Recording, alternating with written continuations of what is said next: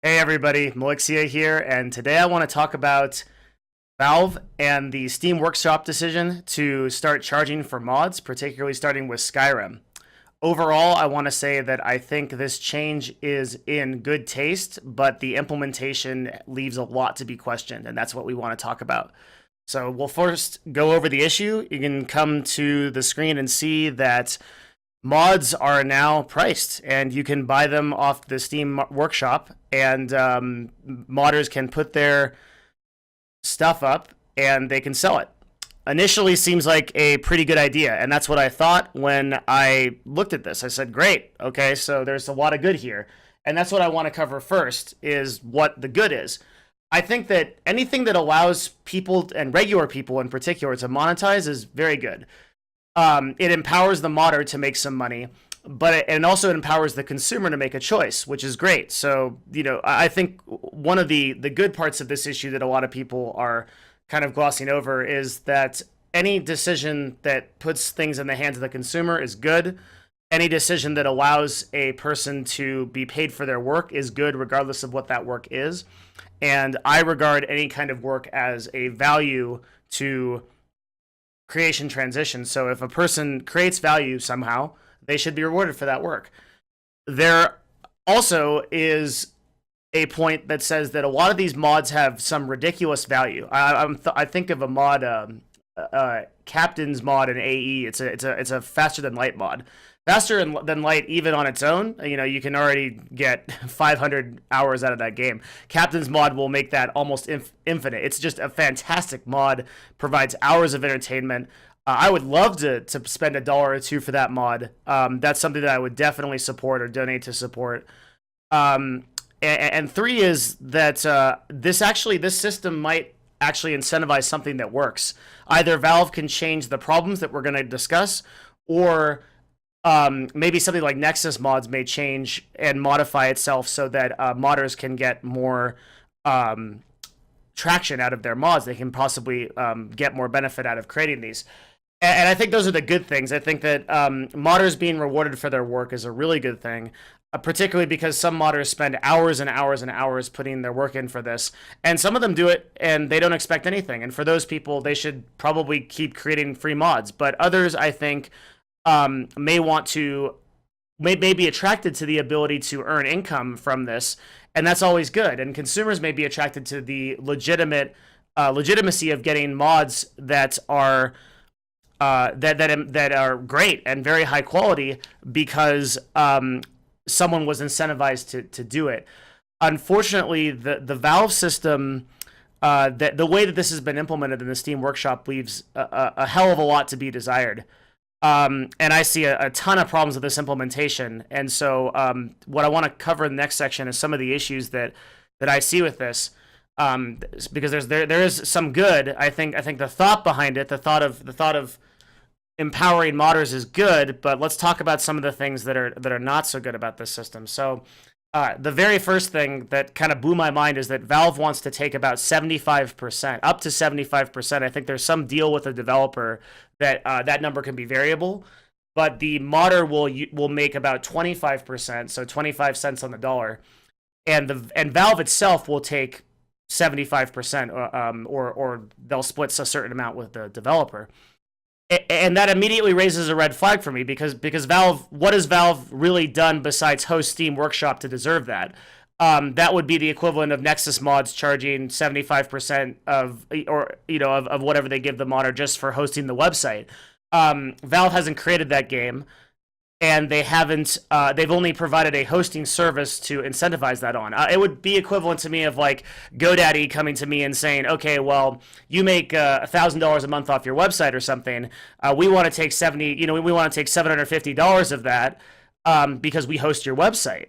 And I would say, "Get out of here! What are you doing?" There's no way that I would ever say something. I would ever enter a transaction like that. It's very crazy that Valve wants 75% for that. That's the first problem. And one I didn't see discussed is also that Valve is going to hold $400 before they pay it out. So if you are a modder in the modder community, you will not be able to get paid for your work until you make $400 off mods, which is a lot in sales for mods. That means that you would have to have maybe even 2 or 3 fairly successful mods before you ever see a dime from Valve. And what that means to me is that the wide majority of people that make these mods are never going to see any kind of money from Valve because they're not going to hit the payment threshold and they're not going to be able to get $400 worth of mod sales to be able to get a payout. Only a very small percentage is going to do that. An example would be book sales, for example. It's something like, a very small percentage of books sell over 5,000 copies. I think it's in the realm of like 5 to 10%. And that means that if Amazon had a withholding policy, for example, when you sell books on Amazon, that was that high, most people would never get paid for their book sales. And again, no one would actually ever enter a transaction like that. A transaction like that would be very unfair. So $400 before payout is pretty bad. I really don't like that system. I think that's again maybe a particularly greedy move on Valve's part, and it sort of shows that their intention here is possibly to monetize the system before giving real benefits to modders and giving real benefits to consumers. The other problem is that despite Valve taking 75%, it offers absolutely no protection against DMCA, against copyright, against modders possibly having to take down their work because of DMCA claims on the developers. We know that we're going to see that. And taking 75% offers no protection, offers no increase in services. There's no value to that 75% proposition, and that's just bad business practice. There should always be, if they were taking a certain percentage to guarantee that they would handle DMCA claims, or they were taking that percentage to guarantee that they were handling a protection for the modders or guaranteeing updates or any, you can't really do that, but they were guaranteeing refunds. We'll go into that later. That would be better. But the 75% is just, hey, we're hosting your platform. That's it. Pay us the money. It's not right. So that's the first problem I have a huge issue with this. Was that particular decision to monetize an implementation. The second problem with this is fairly obvious. There's quite a few content creators who've already covered this, and that's that mod changes, updates, and game changes are not guaranteed. Mods, by their definition, are unstable because the developer's not supporting them. So a single mod can break a game, it can change a game, it can update a game, and worse is that 2 mods might work together to break a game where one mod might have been safe. So Valve has implemented a policy that says, well, if you're not happy with your purchase within 24 hours, then you can return it. But that isn't even close to how long it might take to realize that there's an issue with a mod, or even be able to trust a developer to know that if they're going to update that mod at all. There's no way to know that. In addition, maybe the game patches later, and we have no idea if that's going to break the mod that we've paid for. The problem with this monetization model also, and this is one I didn't see a lot of people identify, is that being that mods can break any time, we're paying a one-time fee for the mod. So if I pay $5 for the mod, the developer receives that money, Valve receives their money, and neither side is incentivized to be able to update that mod afterwards because they're receiving no money for future updates. They've received their cash. After 24 hours, it's not refundable, and that's it. What further incentive does the modder have to update that unless they want to make more sales, or maybe they move on to other mods, especially for unpopular games? Anyone that's in the business of doing this is going to follow the hype train, update the games that are popular, get the most amount of sales, and move on. But there's no incentive for them to make consistent updates to these mods, and that's a problem with pricing. That's a problem with initial one-time fee pricing. Then finally, the third aspect is a little bit more philosophical, and this is something that a couple content creators have touched on. I think, frankly, people are just tired of getting slammed on pricing. And what I mean by that is that it feels like every single facet of gaming has been monetized. Like, we've seen DLC, and now we've seen in-store shops, and I'm going back to nightmares of ArcAge and games like that just nickel and dime the hell out of you and made it into this just brutal business and games that could have been good. You can see my emotion here because I get so frustrated when I see a game that could be fantastic and then is just priced into oblivion into this crap model that obviously is just a money grab, so that the developers or publishers can rake in their money and then push their consumers out until they make their next game. That is messed up, and people are tired of it. I was tired of it after Arcade, and I completely and totally understand that argument. But there are a couple things with that argument that I think don't stand ground. I want to read a comment to you here. It says, this is a comment I read on one of the online petitions to clear up, to try to prevent this from happening. They're trying to reverse the change. And the comment actually reads, it says, modding is a hobby, not a career. It should be treated as such. A donate button would be acceptable. This is where we don't want to go. We don't want to think about this because nothing is a hobby or a career. If I provide value to you, I deserve to receive some kind of benefit for that value. That's basic capitalism. That's what our entire economy and the entire world, for the most part, runs on. It's not a perfect system, but it's the best system we have right now, as far as I know, in my opinion. And I don't think it's fair to say, okay, well, this is just a hobby, right? Well, maybe making YouTube videos is just a hobby. At what point does it become a career? The top YouTube creators are making 9, 10, 15, 20 million a year making YouTube videos. I'd say that's a pretty damn good career. I'd say that moves out of a hobby. And we might even, there's some possibility that down the line we see modders are making, I doubt ever that much, being that it's not their games, but they might be making, $5,000-$10,000 a month. That's a really nice career. So I don't think that we should say, oh, we're tired of spending money. We don't want this in the marketplace. We don't want modders to get paid. Be very careful with that, because these are real people like yourself that are working very hard and putting hours into something to create something. They should be paid for their services. They should be paid for their work. Anything that provides value should come in the form of a transaction. That transaction can be monetary or otherwise, but modders should be paid for their work. We need to put that into perspective here. Likewise, a lot of people are making the argument that we're paying for something that should be donated or it should be on Patreon, right? It shouldn't be a DLC type thing. The marketplace is the people that should judge that decision. The consumer is the person ultimately who has the power to decide if they're going to fork over their money or not. And we should always put the power into the consumer to say this is something that's worth doing, or this is something that's not worth doing. It shouldn't be some big company's decision. It shouldn't be anyone's decision but the consumer to be able to make that decision. So allow the marketplace to determine if this is right.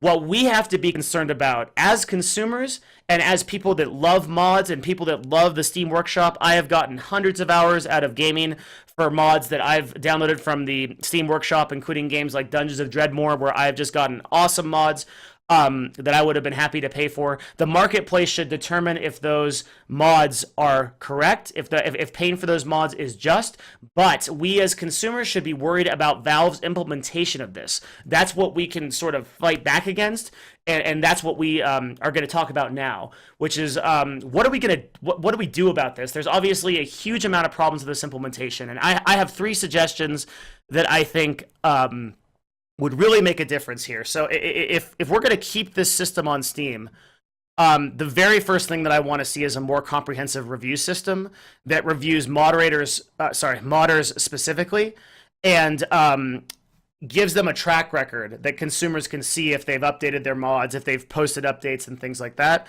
I want an immediate change to the refund system. 30 to 60 to 90 days, even 120 days, is very reasonable for most products that are kind of questionable. You look at anything in internet marketing, supplement products or anything like that, they will offer you a 30 to 60, no questions asked refund. I think that's very reasonable. A 30-day refund to see if the modder is going to update it, to see if it breaks the game, to have enough time to play with the mod, and be able to see if that is going to work for them. Also, refunds currently are only in store credit, so you pay cash to buy a mod and then you're refunded only in store credit. I didn't see anyone else talk about that, but that's a major issue. That should immediately be a refund in the form of your credit card or PayPal or whatever you paid for. Absolutely, the refund should not be in store credit. That's BS. That basically means that it's basically non-refundable effectively. I mean, you can use it in Steam, but you can't. But if you wanted to use that money to pay your rent, you can't do it. The better refund system, I think, would fix maybe 50% of the problems with this system. A 30 to 90 day refund would be really preferable, a bare minimum to making this system work, I think. Secondly, Valve should police this system. We've seen tons of problems in 24 hours with content theft. People are downloading mods, re-uploading them, claiming that they're the creators, and then getting payment for it. Valve has always had a very hands-off policy to customer service, and if they want to do something like this, they need to make that has to change. There has to be a way of policing this system, and it does not require a lot of work on Valve's part if they are inclined to make a very comprehensive review system or a vote ban system that allows these mods to be removed by user popular opinion, or a review system that allows the mods to be temporarily removed until a Valve employee is able to evaluate it. Particularly if the community of Nexus mods notices that one of their mods is on Steam and needs to be removed, then they can vote for that, and that mod would go under review until an employee can get to it and say, yep, this is unjust. But there must be some form to police the system. We just can't allow a bunch of content theft, a bunch of random copyright. I mean, it's just a nightmare in its current form. There is going to be so much BS, and Valve just stepping back and saying, solve the problem yourself. It's crazy, and then taking the profit. I think it's going to really affect their image in terms of how they look at how they really are perceived by the community. The Valve has had a very positive community outlook, and I think a lot of people like what they do. Steam Workshop in particular is amazing. It was a great implementation. This is really going to screw that up if they don't police the system. And then finally, I think the third one is really change the percentage to be more fair to the modder. The easiest way that I know how to do this is put Valve can take a flat percent for hosting the service. I think that can be in the realm of 5 to 10%. It should be something static. It should be something that doesn't change. But taking 75% is way beyond what is reasonable. So I think the easiest way to fix this is to allow the developer and the publisher to determine what the modder should earn. And that way you get a system where the person who created the game is determining how much could be monetized by it. Either that or you add a static 50-50 developer modder split. But I actually don't think that Valve can do that. I think that let's say that creates the reason I say put it in the hands of the developer. I know there's a lot of people that are immediately going to be like, that maybe not be a good idea, but think about it. Let's say that Valve says, oh, hey, developer, you can't make more than 15% off of this game. Well, then I'm just going to DMCA every mod. That's all I'm going to do, because I'm saying, okay, I'm not. Why am I not making any money off these mods? I'm not making my percentage. Really, the only solution here is to give the developer the power to say, all right, well, I do want all the cash, and I don't care if people are not going to make mods for this game. That's how it currently exists, because you can choose to have your game updated on Steam Workshop or not. Already, that already is possible. That already happens. Alternatively, they can say, hey, I want the modding community to benefit to be benefited by this game. And I'm willing to give a percentage off to the modder to make that happen. Great. Okay, so maybe that percentage is going to be 15, 20, 25%. I'll be transparent about it. And you're going to find out that developers, consumers, and modders kind of get around developers that are pretty reasonable with their pricing, probably mostly indie studios and people like that, which have some of the best mods anyway. And modders are going to be able to make significant income off those developers, and those developers are also going to be happy because they're making income off their game, which, by the way, also encourages them to update their game and encourages them to work with modders to make their game more compatible. All positive. So change the percentage. Don't take 75%. Come on. I mean, come on. Really? Go take 75%, put the choice in the hands of the developer. I realize it's not a perfect solution, but if we're moving towards a world where we are going to be charging for mods, we need to approach the situation from that way. So those are the three things I think you got to do about it. I think if you're going to keep it on Steam, add a review system, completely overhaul the refund system. It's unfair. Valve has to have a way to police the system. I think the best way to do that is a vote ban system that puts things under review, and then finally change the percentage. So just overall, I think this is a good move. I think this is something that's good for the marketplace, but the implementation is not good. I completely understand why people are worried, and I do agree with the people that say this has the potential to completely ruin the modding community. That would be horrible. There's so much good that has come from the Steam Workshop, and I would hate to see us regress in time to like these kind of obscure websites where you're not sure what you're getting and you have to kind of go back and you know, there's no like comprehensive system, especially since Steam has become the way that most of us get PC games. One of the greatest strengths of PC games over consoles is that you can mod these games. I want to see a system that makes sense, that is fair to the modder, and is fair to the developer. But I do want to see a system. I hope that the best thing that can come from this is that we see the system change enough that it is viable for modders to make some money. It is possible for developers to be happy and encouraged to update their game, and consumers can properly pay for something that provides a lot of value to them and a lot of hours of entertainment to them. That's what I hope to see, and I hope that Valve really makes the right decision with this, and a lot of the initial things that they've shown with this implementation seem to suggest that they are more inclined to just grab the money than they are to really make a system that is comprehensive and works. I hope Valve listens. I really hope they do. This is a kind of a turning point for the PC gaming community. And we all need to be on board and really express our concerns about this. Oh, I hope that Valve makes the right decision. Okay, that's Mylixia. I'm Mylixia. That's my video. And hope you enjoyed it. Leave a comment in the section below. And if you have something to talk about with this, I know it's a really controversial issue, bring it up and let me know. I'm really interested in what you have to say. Thanks a lot. I'll see you next time.